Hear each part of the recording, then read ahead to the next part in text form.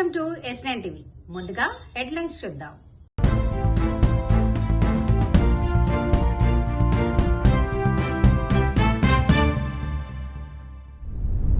నన్ను నమ్ముకున్న వారిని కాంగ్రెస్ పార్టీ మోసం చేసింది. గద్వాల కాంగ్రెస్ లో గందరగోళం, 2 వర్గాలకు బీఫామ్లు. మెదక్ జిల్లా గవ్వలపల్లిలో యూరియా కోసం రోడ్డెక్కిన రైతులు. నెయ్యిలో చుక్క గీ కూడా లేదు, మొత్తం కెమికల్స్. మా సిస్టర్ కాబట్టి మా సిస్టర్ కి ద్వారా ఇప్పిస్తాం. సిస్టర్ పేరేనా?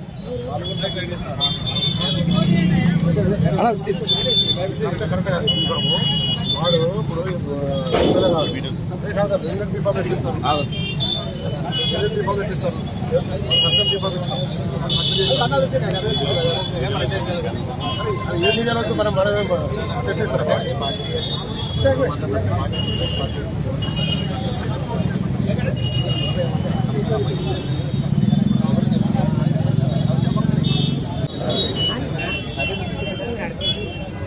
సార్ ఇక్కడ మాట్లాడండి. ఏం లేదన్నా, మాది ఏమంటారు ఇంకేనా జరిగింది.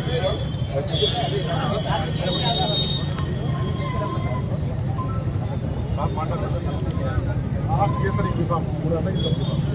బీఫామ్ నేను 2 గంటలకు ఇస్తాం. బీఫామ్ వాళ్ళు ఉపయోగించి మనకు చేస్తున్నారు.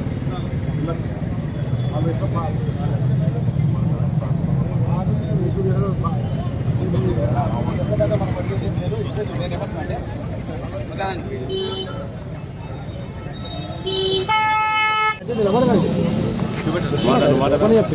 ఉమెన్ కదా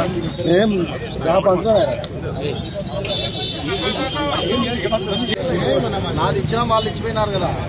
ఇప్పుడు అదేమో ఫామ్ కాదు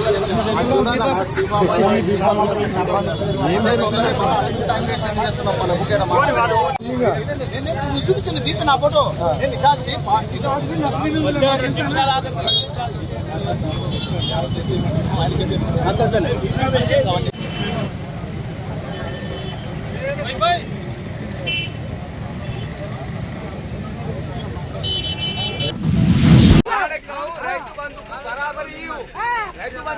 రైతు బంధు ఇవ్వకుండా సార్ లంగా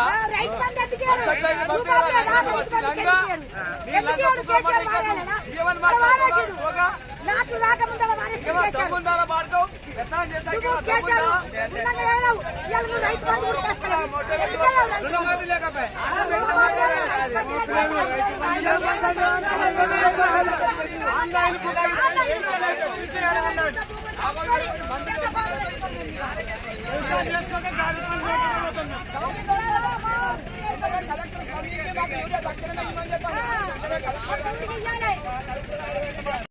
మాకు డెవలప్ అయ్యి మాకు ఇంట్లో ఓటీపీ నిన్న కూడా ఇచ్చిర్రు. ఏమో ఓటీపీ కావాలి, ఆడ రిసార్ట్ పోవాలి, ఆడవాలి, ఏమోవాలంటే మాకు తెలియదు. మేము యాడికెళ్ళినా కల్దైనా ఉరి వేసుకుని పోతున్నాం. ఇవాళ ఇంత తిరుగుతున్నాము, ఇంత జనాలు కొట్టాడుతుంది సాకులు.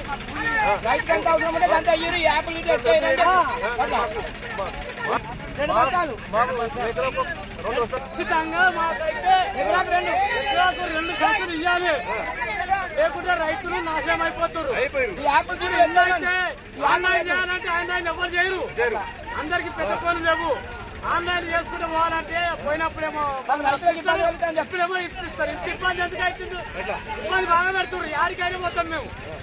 ఖచ్చితంగా నాట్ చేసుకున్నామంటే మాకు ఊరే సరిపోరు కావాలి. సరిపోని అయితేనే మాకు లెక్క. ఆన్లైన్ సిస్టమే పెట్టదు,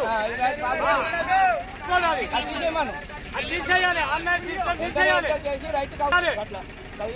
అట్లా అయితేనే అవుతుంది, కానీ ఆన్లైన్ చాయ్ చేసుకోరు.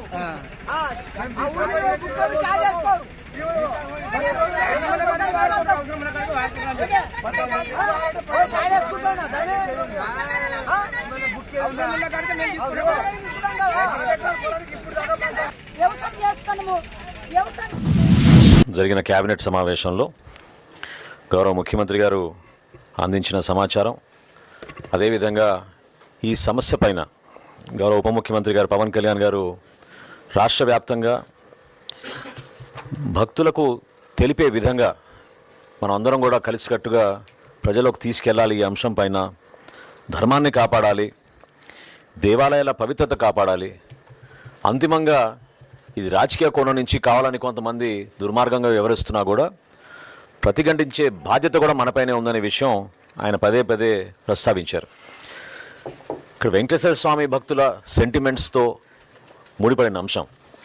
ఇప్పుడే సోదరులు కేశవ్ గారు చెప్పినట్టు ఎక్కడా కక్ష సాధింపు లేకుండా పారదర్శకంగా చేసే కార్యక్రమం 100% ప్రజలకి తెలపాలనే ఉద్దేశంతో ఈరోజు ఇంత సుదీర్ఘంగా 3.5 గంటల సేపు కేబినెట్ సమావేశం జరిగినప్పుడు మధ్యలో గౌరవ అడ్వకేట్ జనరల్ గారిని కూడా ఆహ్వానించి ఆయన సలహా కూడా తీసుకుంటే ఉత్తమంగా ఉంటుందన్నప్పుడు కేబినెట్లో ఆయన కూడా ప్రత్యేకంగా ఈరోజు ఆహ్వానించి సమాచారం వాస్తవాలు ఏంటి, ఏ విధంగా ప్రొసీడ్ అవ్వాలనే విషయం పైన చాలా కూలంకషంగా చర్చించాం.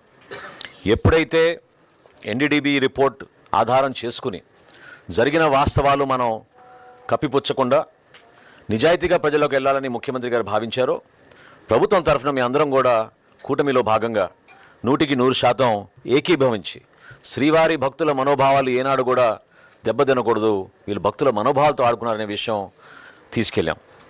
ఈరోజు క్యాబినెట్లో చర్చకు వచ్చిన అనేక అంశాలు నిజంగా చాలామందిని ఆశ్చర్యపరిచినాయి. సహచర మంత్రులందరూ కూడా ఈ విధంగా వాళ్ళు చేసిన తప్పుల్ని ప్రజల పక్షాన మేము మాట్లాడుతున్నప్పుడు, భక్తుల పక్షాన మేము మాట్లాడుతున్నప్పుడు ఎదురు దాడికి దిగి రాష్ట్రంలో ఏదో విధంగా సమస్యలు సృష్టించడానికి చూస్తున్న ఆ పార్టీ. కాబట్టి ప్రభుత్వం నుంచి గౌరవ ముఖ్యమంత్రి గారు, అదేవిధంగా గౌరవ ఉప ముఖ్యమంత్రి గారు చాలా స్పష్టంగా ఈ అంశం పైన కూలంకుషంగా చర్చించి ఫేజ్ బై ఫేజ్ మనం ప్రజల్లోకి ఎట్టి పరిస్థితుల్లో కూడా వీళ్ళు చేసిన ఈ దుర్మార్గాల్ని ఎక్స్పోజ్ చేయాల్సిన బాధ్యత మన పైన ఉంది. ఒక చిన్న ఉదాహరణ మీకు చెప్తాను. ఎప్పుడైతే రిపోర్ట్ వచ్చిందో 2022లో అది మొట్టమొదటిసారి రిపోర్ట్ వచ్చింది. రిపోర్ట్ వచ్చిన తర్వాత ఏనాడు కూడా వాళ్ళు మరొకసారి ఆ ఘీ శాంపిల్స్ని టెస్ట్కి పంపించలేదు. ఎందుకంటే అసలు ఒక చుక్క ఘీ కూడా లేదా ఘీలో, చుక్క నెయ్యి కూడా లేని ఆ నెయ్యిని వీళ్ళు ఎవరికి పంపిస్తారు శాంపిల్స్కి? ఏనాడు కూడా పంపించలేదు.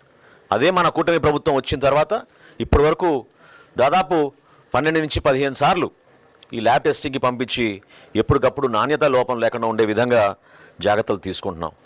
దయచేసి ఈ ప్రయత్నం భక్తులందరికీ కూడా ఏ విధంగా వీళ్ళు మన సెంటిమెంట్స్తో ఆడుకుని ఆ పవిత్రతని కాపాడే విషయంలో ఎంత కాంప్రమైజ్ అయిపోయారో తెలిసే విధంగా మీ అందరం చేస్తున్న ప్రయత్నం, దానికి ప్రతి ఒక్కరూ అర్థం చేసుకుంటారని, అదేవిధంగా రాబోయే రోజుల్లో ఈ పారదర్శకంగా చేసే ఈ ప్రక్రియలో ఎవరు ఎటువంటి తప్పులు చేసినా కూడా కఠినంగా వాళ్ళపైన చర్యలు తీసుకోవాల్సిన అవసరం, బాధ్యత కూడా ఉంది. కాబట్టి రాష్ట్ర కేబినెట్ ఈ రోజున ఆ విధంగా గౌరవ ముఖ్యమంత్రి గారి నేతృత్వంలో ఆ నిర్ణయాలు తీసుకున్నారు.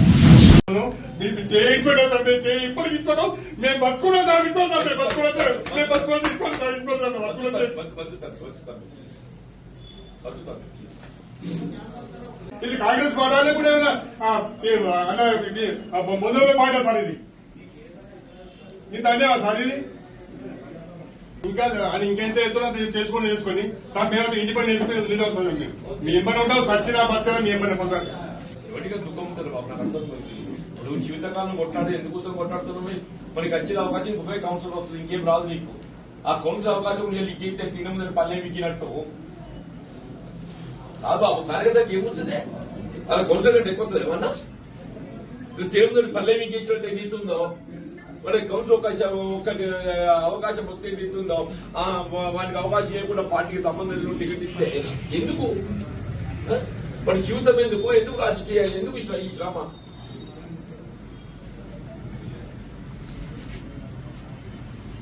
అది దుఃఖం చూడండి. 2 గంగపుత్రుడు వాడు పుట్టిన పార్టీలో పుట్టినాడు, 2 సార్లు కౌన్సిలర్, 4 సార్లు. మొన్న ఓడిపోయిండు దేనిసారి ఎదురీతల కొట్లాడినాడు. ఎదురీతల 2019 ఎలక్షన్ ఎప్పుడు కొట్లాడినా ఎదురీతలు ప్రవాహానికి ఎదురు నిలిచి కొట్లాడింది. ఎవరు కొట్లాడాడే?